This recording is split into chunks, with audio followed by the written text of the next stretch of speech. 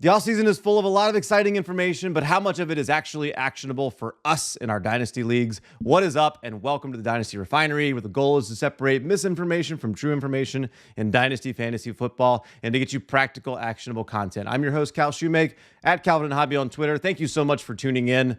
Today's episode is brought to you by DynastyLeagueFootball.com. If you're not already, make sure you're subscribed to this YouTube channel. You don't want to miss any of the amazing content from the great folks here at DLF. Hit the like button, comment, share, all that good stuff. This is session number 5, and I'm so excited I'm going to be joined by Sigmund Bloom, one of my favorites in the industry of all time. And we're going to be talking about the news cycle, narrative street, drum beats, all those things that he has been talking about for years. And I'm going to pick his brain about how we can figure out over the offseason, what information can we trust, what can we not, when can we put more weight on what we hear, and when should we dismiss. So without further ado, here is my interview with Sigmund Bloom. What's something that you used to believe about fantasy or dynasty or football that you now think is wrong? When I started doing the Bloom 100 ranking players before the draft for dynasty leagues, I thought talent is everything. Talent is going to trump opportunity. Talent creates opportunity. Talent changes the situation. Talent trumps situation, et cetera, et cetera, et cetera. I would make very few adjustments between the Bloom 100 pre-draft, which was based on my evaluations and other things I've been able to gather, research, and post-draft, when we would find out the draft capital expended and where they ended up.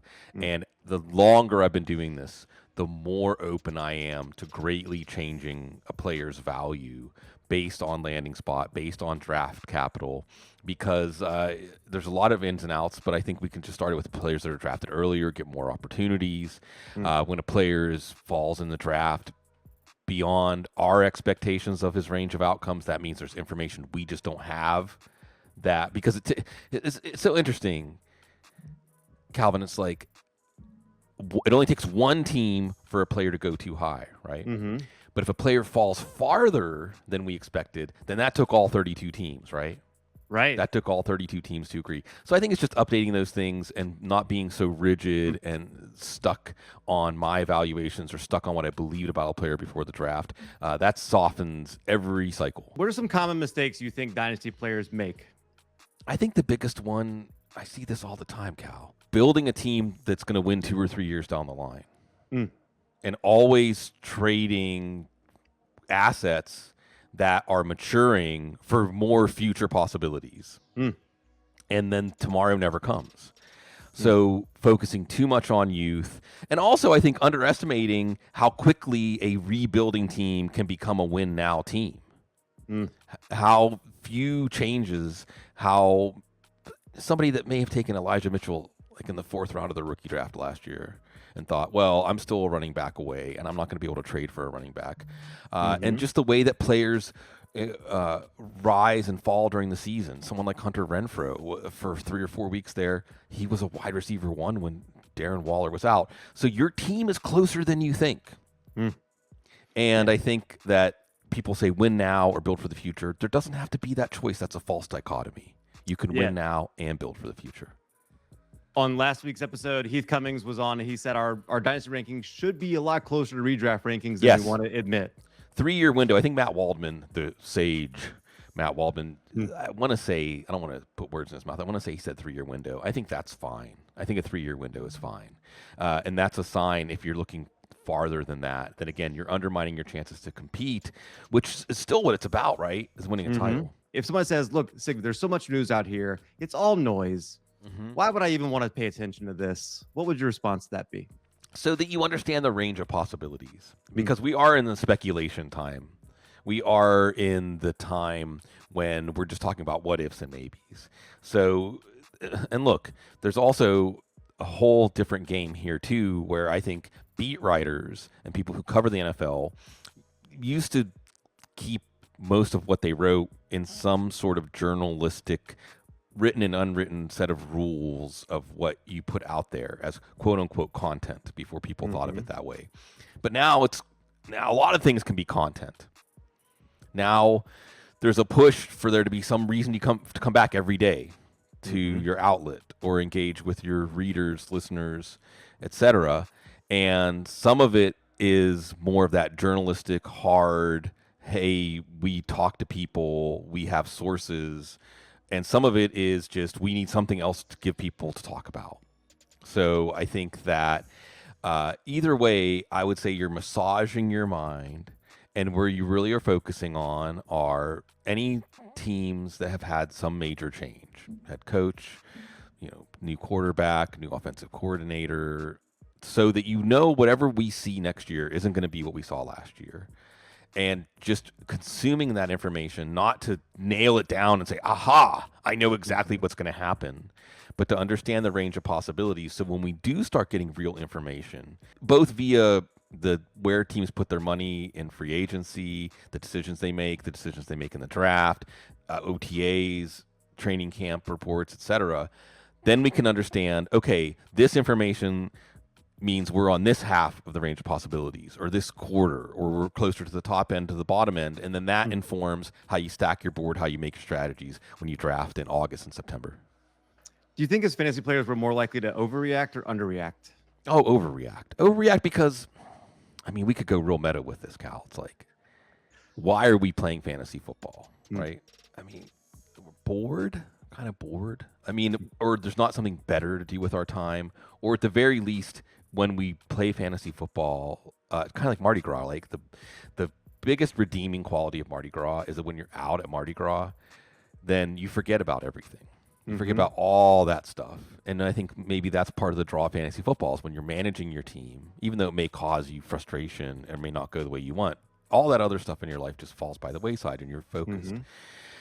So I do think that because of that, we're just craving new information to react to. We're craving new information to make a move based on. We're craving new information to speculate and project. And I mean this is every day on Twitter, you see who the argument's about. It was Gabriel Davis a couple of days ago. Well, let's not bury the lead. I mean, either way, if you're right about Gabriel Davis, either his record-breaking game and Emmanuel Sanders probably moving on and Cole Beasley maybe moving on, et cetera, plus he's entering his third year. Remember when that used to matter? We used to think about career arcs of wide receivers and think, like, we don't really know who he's going to be until he's third year.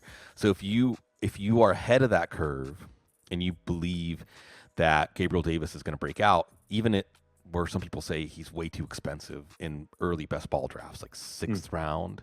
Well, he could easily still be worth a third round pick. However, if you think, no, they're going to draft someone, they're going to add someone, his role's going to stay the same. That game was a bit of an outlier just based on the coverage that was taking away Stephon Diggs and Josh Allen playing out of his mind, and he'll just go back to being Gabriel Davis. Well, then in a dynasty league, this might be the best time ever to sell him. Or it might be the last time to get in before his value really solidifies and you can never get him that cheap again. So all of these situations that have uncertainty, it's the time to act if you're confident enough to do something, and we're searching for that. We just want something, anything, to give us some prompt to make a move, to give us something to do. Gabriel Davis is such a great example. So I'm dive in with him, but it can be about anybody. It can, Amon or St. Brown or whoever, you want to pick here. But, you've talked a lot about, and I don't know if you coined the phrase, or if not, you can give credit to whoever that is, but the assumption of rational coaching. Right. And, I've heard you mention it a lot. And it's basically like you see a guy like Gabriel Davis have a game like that. And you're like, why don't they throw the ball to him more? But it's not quite that simple. So can you explain sort of your assumption of rational coaching and maybe how it relates to some of these guys that we argue about all the time on Twitter? I won't take credit for coining that phrase. However, I feel like that's things best left for other people to do. But I do think it's illuminating of a gap where things fall apart in fantasy football. And look, the whole essence of fantasy football, I love it when people say, oh, you think you could do better. Well, isn't that what fantasy football is about? Is that we've been watching football and we think, oh, this player's better than people think he is, and he's eventually going to get the opportunity to do more. This guy's about to fall off a cliff, the wheels are going to come off, or everybody thinks this team is going to be good and they're going to suck, or whatever. I mean, where does fantasy football lie? It lies in the variance, in the gaps between what we think is true and what other people think is true. And that's where you make your deals or you get your draft pick earlier than somebody else would have or something like that. So assumption of rational coaching slips us up. First of all, because there's some coaches that just aren't rational, or at least not rational based on the information we have from the outside looking in. And sure enough, we come to find out that, say, someone like Adam Gase wasn't really doing much to develop Sam Darnold. That doesn't mean that Sam Darnold's good, but Right. it does mean that we know that we didn't learn that much meaningful about him. Mitchell Trubisky is a good example. Mm-hmm. Now that we've seen Matt Nagy was just keeping the Chicago offense in a ditch on the side of the road, how sure can we be that Mitchell Trubisky can't play? I think that how we see him received in free agency this year is going to be very interesting, and it's going to, in some cases, hinge on that. So sometimes the results that we get for fantasy football are muffled or static is added because the coaches aren't actually using the players to the fullest of their abilities. And alternatively, when we do have rational coaching, let Patrick Mahomes be Patrick Mahomes. Let Deebo Samuel be a running back. Let Cordell Patterson be a running back. When we do have that, then we see flourishing. Then we see those fantasy results that make the difference. So another side of rational coaching, though, isn't just that some coaches are dumb and some coaches aren't. It's that different things matter to coaches than matter to us. And it's difficult because, we'll stay with the Bills and take someone like Devin Singletary. Okay. Devin Singletary looked pretty good at the end of his rookie year. Pretty good. Maybe not a bell. I mean, his size and his style isn't really a true bell cow, but certainly a running back that says, okay, well, we have our A back. And they went and they drafted Zach Moss. And I think partially because of draft capital, going back to what I said earlier, they really felt a need to try to use him. Right? Coaches are going to use players in a way that is in the mission of making them look smart for the decisions they made in the past. Right? So Zach Moss was actually the guy that had a little more buzz coming into 2021. He was the guy that was drafted earlier.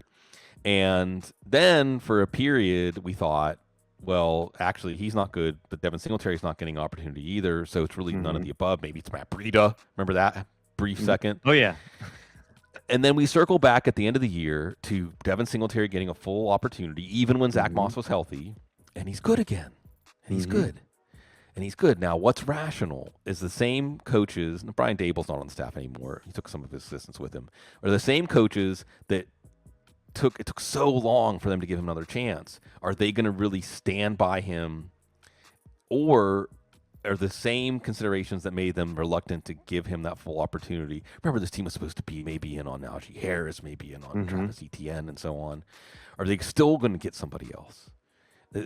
Even though Singletary did all that, they still won't win him over. Or did he change their minds? And again, I think there's a wide range. Devin Singletary, what is he right now, man? Like a 9th round pick in best ball drafts? Yeah, it's low. There's really low, considering that he seemed to stake a pretty good claim that in his 4th year, and that's the other thing too, when you think about rational personnel management, doesn't it make sense in the 4th year of a rookie contract, a running back's rookie contract, to give him as much work as he can handle? Send him out the door knowing that you got your money's worth out of the draft pick. So I think that there's that solve for X, and X is what were the coaches thinking and what are they thinking now? And we can pretty well peg what they should be thinking, but it isn't always what they are thinking. So going back to the coaches, and Brian Dable is a new coach, but we have quite a few other ones. We got some old friends and Lovie Smith and Doug Peterson coming back into our lives here. Dennis Allen, who once was so you've paid attention to a lot of these before, and we get into the coach speak, and then obviously we get into team. I've heard you mention before, teams don't lie with their money, with the moves they make in free agency and the draft. So just obviously you're putting more weight on the actual moves that they make, but what are the things you're doing, I guess, to decipher how much of this do I take in? How much of this do I not? Especially when it comes to these new head coaches, we just don't know much about. I will say those initial interviews, if the coach is doing things the right way, they're probably just reading their lines as they should. I think when it starts, you mentioned the combine earlier. Maybe I should have said this, or refer to Bob Harris, who's one of the true founding fathers of fantasy football as we know it, online fantasy football. Says if coaches tell the truth, if GMs tell the truth, they do at the combine. So I think that's one way to look at it, is not so much in the flurry of the initial interviews and them getting hired, but once they're at work, the combine's first big work meeting, that's whenever we can start to learn a little more about their actual intentions, a little more about what they have picked up on already.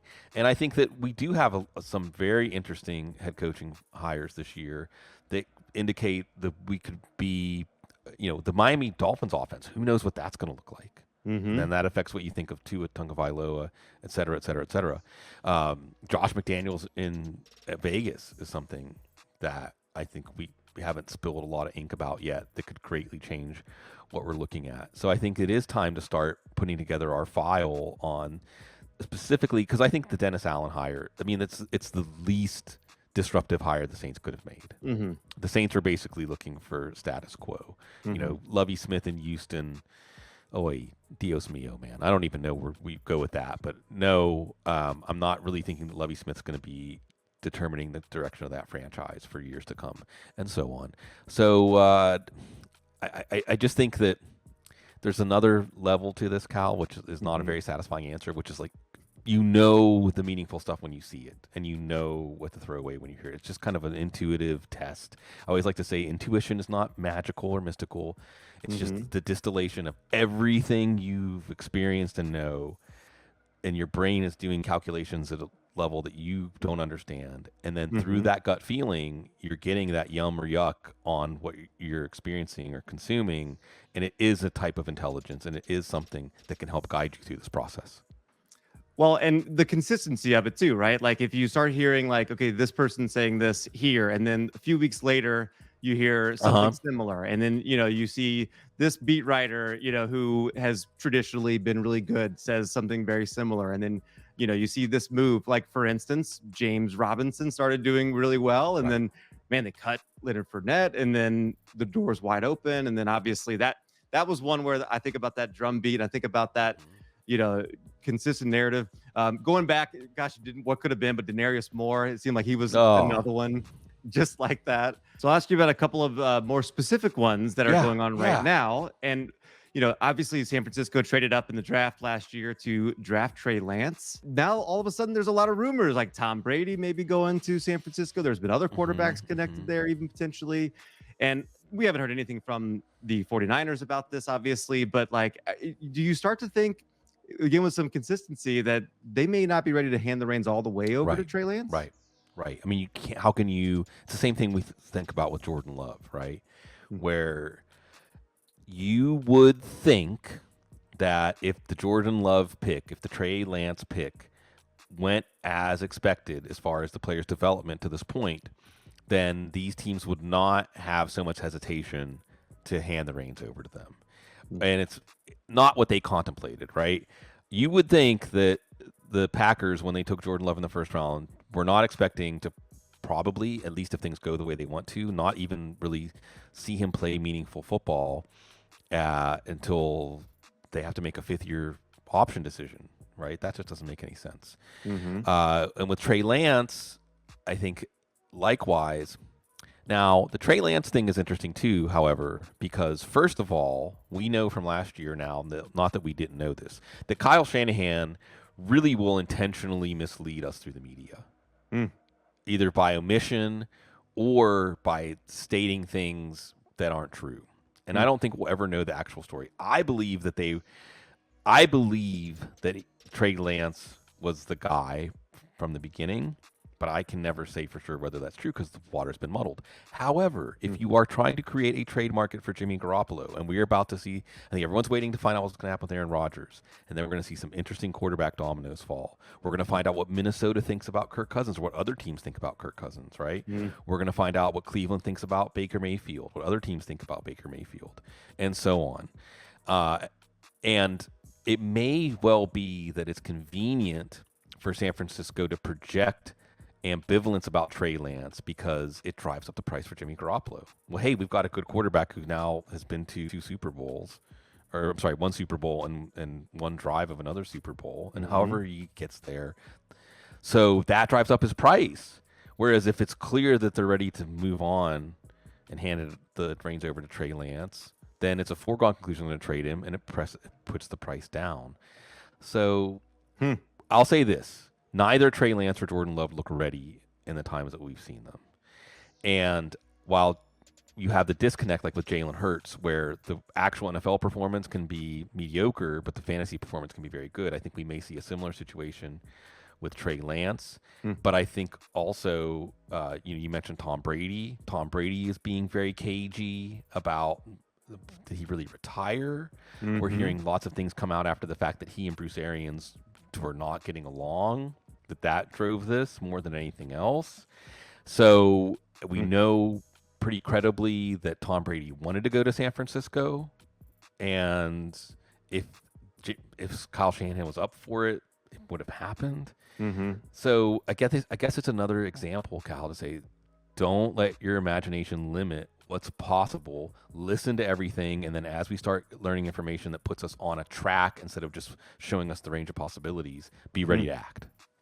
Yeah, I love that. And so you mentioned Jalen Hurts, because that was the next one I was going to ask. There's so many rumors about him being traded last season. It seemed like the team wasn't happy. And I'm torn on Jalen Hurts, because on the one hand, yes, if we look at almost every traditional quarterback metric, it does seem like there's not a lot of good there, maybe not a lot of long-term. But then I look at the team, they were top 10 in third down conversions and in the red zone. So from a standpoint of, if I want a team to be good at anything, it's on third down and in the red zone. Yeah. So are there maybe even metrics that we're not even looking at? But I guess all that just to say, as with Trey Lance, if we think that the team isn't sold on him, he's being drafted too high. If we don't think it, maybe then he's an opportunity to buy. But Jalen Hurts is somebody that almost everyone seems to know, like, okay, good fantasy quarterback, but maybe not long-term, because the team doesn't seem sold. How much do you pay attention to some of those rumors as it relates to someone like him, whose quarterback job might not seem solid? Yeah, it's almost like we just made a big, long journey to end up right back where we were at this time last year, right? Jalen Hurts, he has mental toughness. We know that from everything he's overcome.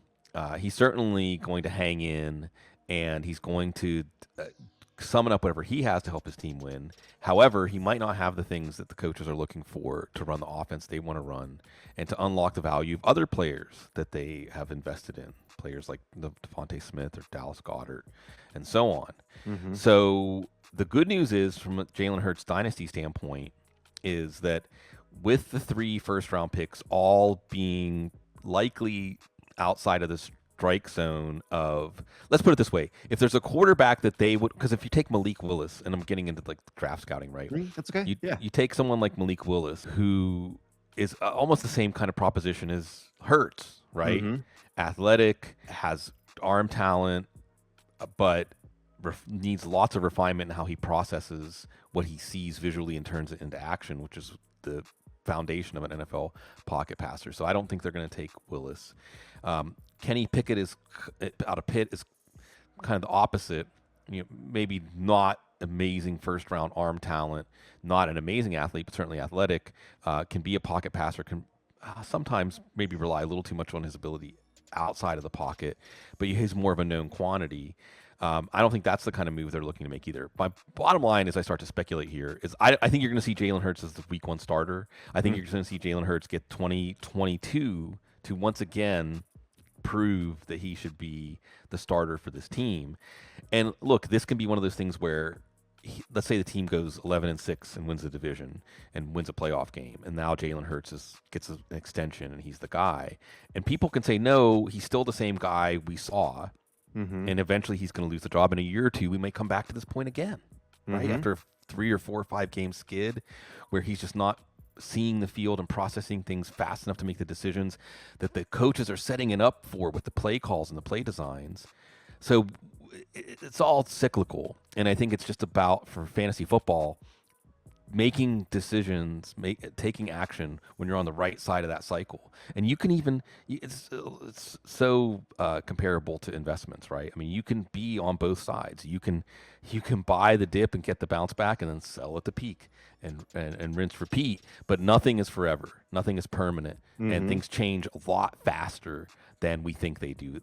Because of the offseason, we think of this accumulation of information and incremental changes. But once we're in the season, it's a pendulum that swings back fast enough to give you whiplash.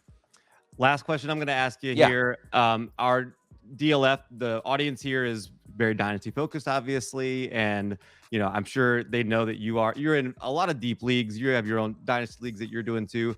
So, I'm not asking you to give away too many of your trade secrets here, but in your dynasty leagues, who are some of the players you're thinking about actively going out and acquiring? We've already talked about Devin Singletary. I think that's a really good one. I think that this is another place. You asked me earlier, what's Twitter for, or what can you get out of Twitter? Something really simple that you can get out of Twitter, and something that I continue to get out of Twitter, is just having your finger on the pulse of how people feel about players.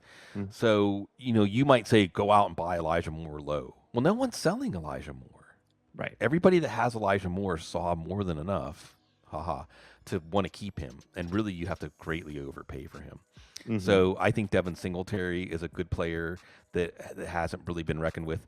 There are players like, you can look at early ADP of best ball drafts and see things like Joe Mixon broke out last year, right? And he's cheaper. He's cheaper than he was at this time last year in best ball drafts. Does that mean that there's some arbitrage there that people haven't quite updated? Nick Chubb is another player. I mean, players that are potentially underappreciated, even though they did exactly what we hoped they would do. You mentioned Amon-Ra St. Brown. I think that you can see perception-wise that we might be all the way back around to where enough people are saying, no, it's an illusion. That's only because DeAndre Swift was hurt, TJ Hawkinson was hurt. But alternatively, you have Ben Johnson, the new offensive coordinator.